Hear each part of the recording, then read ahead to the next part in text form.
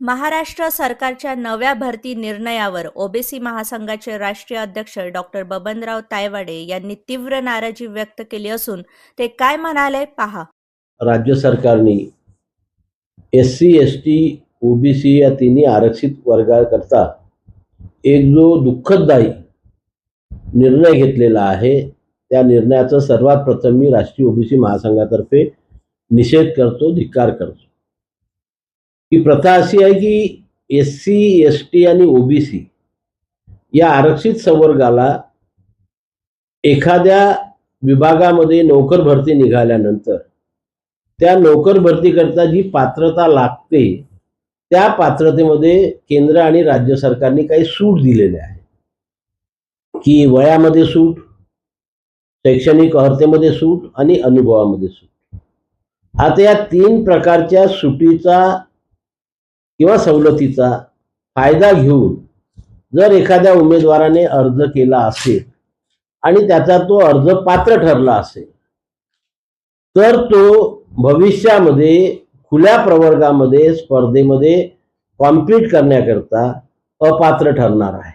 म्हणून त्याला फक्त SC, ST आणि OBC मध्येच संधी मिळेल, ओपन मध्ये संधी मिळणार नाही. अशा प्रकारचा हा राज्य सरकारचा निर्णय आहे जो SC, ST आणि OBC तिन्ही प्रवर्गावरती अन्याय करणार आहे.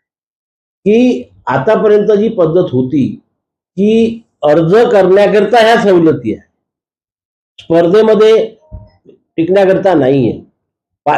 अर्ज केल्यानंतर एकदा तो त्याच्याकरता पात्र झाला की तो खुल्या प्रवर्गामध्ये सुद्धा स्पर्धा करू शकतो. की जर एखादा उमेदवार स्पर्धा परीक्षेमध्ये 10व्या क्रमांकावर आला आणि तिथे जर ओपनच्या 20 जागा असेल तर त्याला ओपन मधून नोकरी मिळत होती, त्याला आरक्षित जागेचा लाभ मिळत नव्हता.